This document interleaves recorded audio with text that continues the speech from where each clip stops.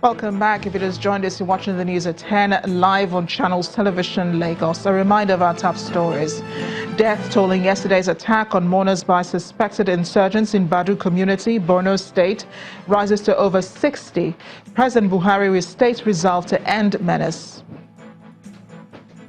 Presidency clarifies position on the proscription of the Islamic movement in Nigeria, says decision is not an attempt to undermine the right to freedom of religion in the country. Some oil-producing communities in the Niger Delta cry out over continued pollution of the environment as a result of activities of vandals as well as security agencies. And tension on the rise in Hong Kong as violent clashes between police and pro-democracy demonstrators continue for a second day.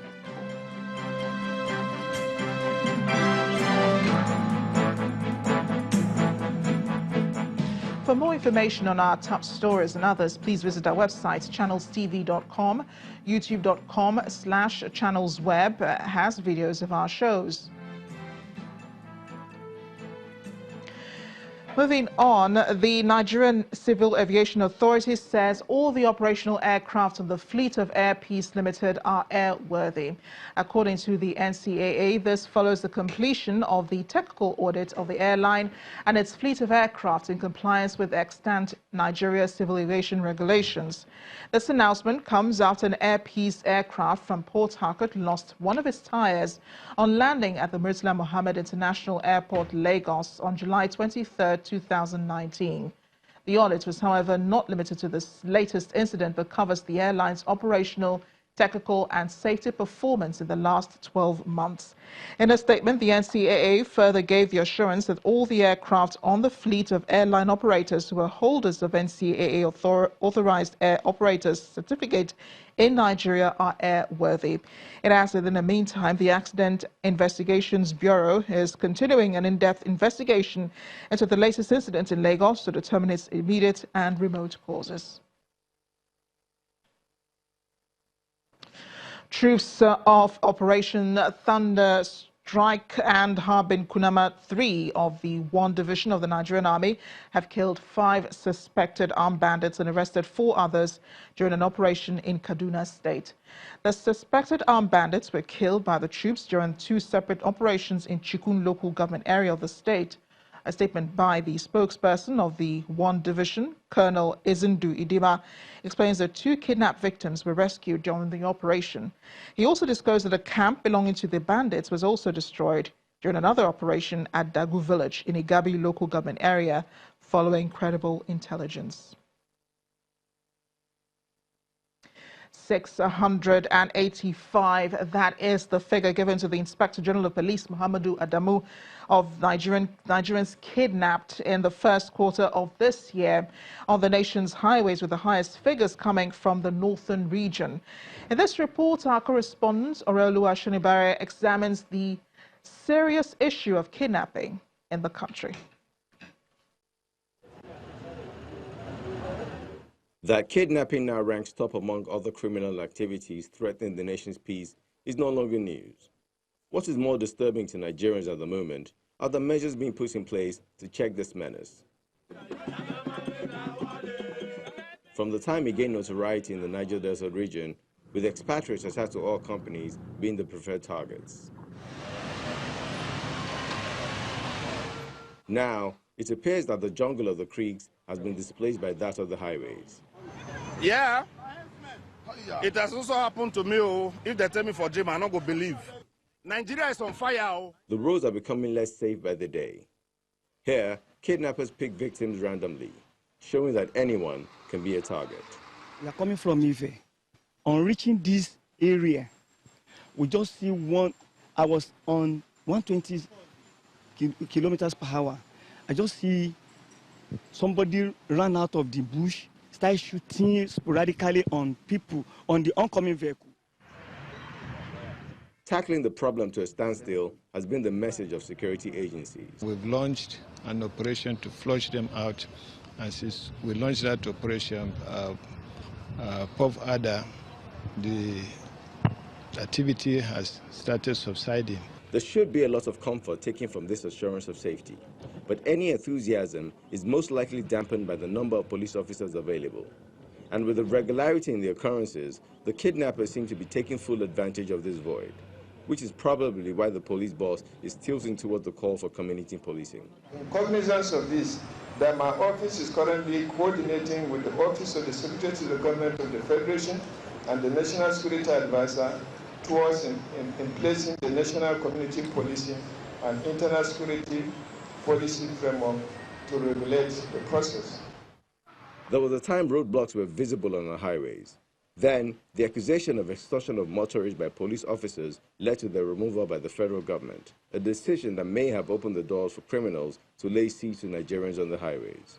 If there was still any doubt over the reality of the situation, then this breakdown of kidnapped victims in the country by the Inspector General of Police in the first quarter of the year ought to make it clear that the threat is real, and ignoring it further should no longer be an option.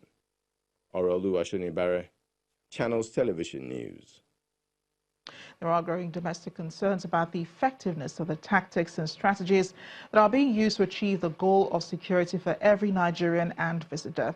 Economic policy experts, academics, and security professionals have recommended reducing unemployment, illiteracy, and poverty as the solution. Is economic growth and development the magic wand? Who are the kidnappers and who are they from? Where are they from? And what are their motives and what is the way out? Joining us now, the news at 10 is Channels Television's data and information consultant, Babajide Ogusowo, who has a huge book on the table. Tell us, you want to talk to us about that first? Or you want to go into the discussion? With every crisis, there are opportunities. And so I've been asking myself that, Jide, how can you become a billionaire like Mr. B in today's Nigeria?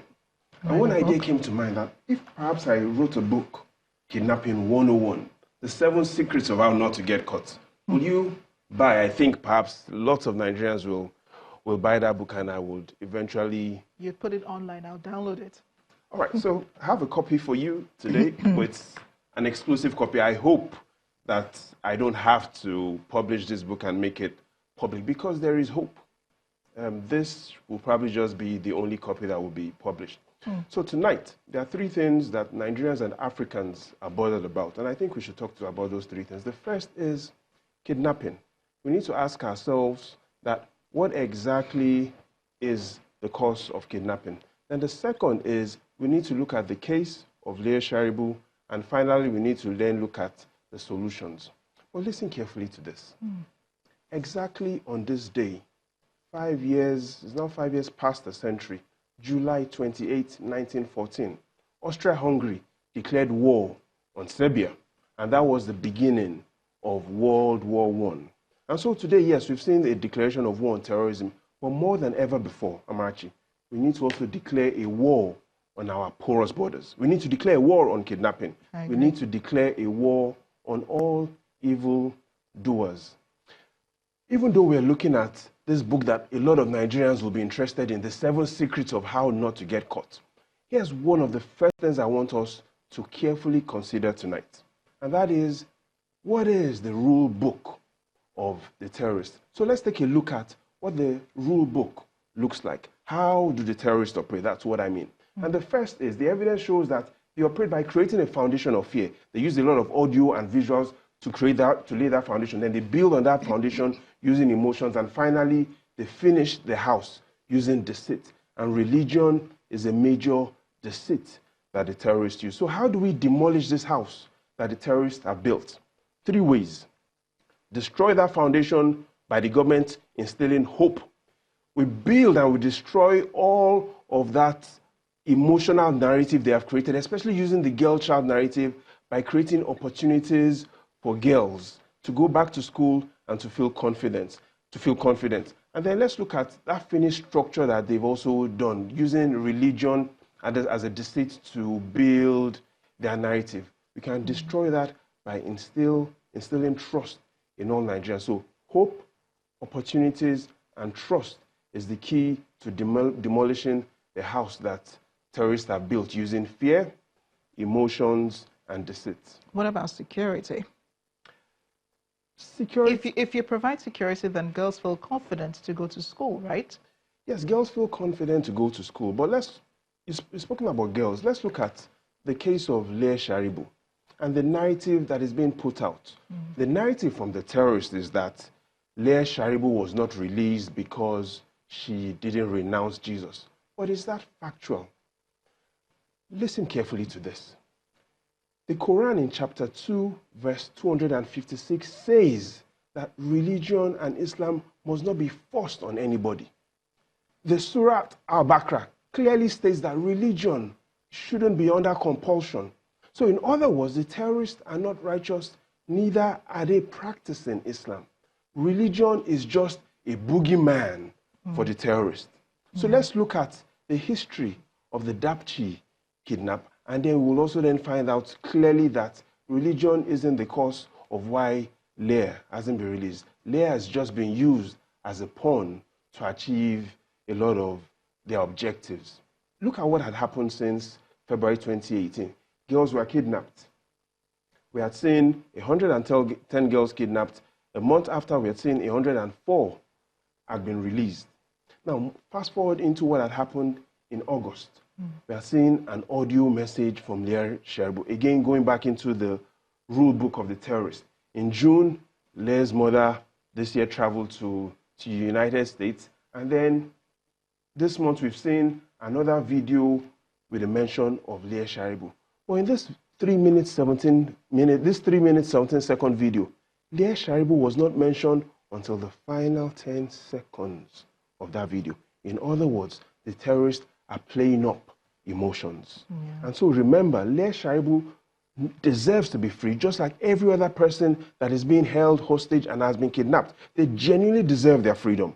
However, religion, or Leah Sharibu's religion, is only a boogeyman. So it is really not because she's a Christian, or it's not because the president is a Muslim that she's not being released. It is because the terrorists deceive and they are evil doers. They are not practicing even what Islam says. Religion should not be forced. The second chapter of the Quran, verse 256. So should the government negotiate with them? Because you have just pointed out, rightly so, they're not a religious group because they're not practicing, the Quran. So they're a terrorist organization, obviously. Should we negotiate with them? It depends on what side of the table you sit. If we start discussing about negotiating with terrorists, then I probably wouldn't end this discussion. Well, here's what is important. Rewarding terrorists for their criminal activities should not be encouraged because it is crime and it is evil. So here, let's look at carefully about the 3 facts on terrorism. Let's quickly look at that. And the evidence shows that the first is 85% of all terrorist activities or all victims of kidnapping are released within the first 1 week.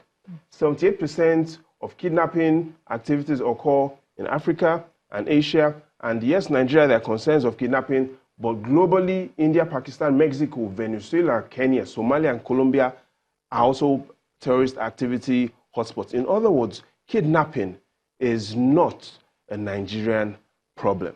Kidnapping is a global problem. It's a global trend, Babajide. But in the final analysis, if there's just one solution we need to recommend, it is that terrorists, their goal is really not to kidnap, it is to escape. So there's no kidnapper, there's no kidnapper that wants to kidnap without wanting to escape. So if we're able to block the escape routes, then we will also be able to minimize the rate at which kidnappers kidnap. Because again, there's no terrorist that wants to kidnap without escaping. So the priority of a terrorist is not to kidnap, it is to escape. And also to leave with a ransom. And don't forget to read your 7 secrets of how I will. Thanks a lot, Babajide, for joining us tonight and for opening our eyes to these things. Thanks again for being here on the News at 10. The pleasure is all mine.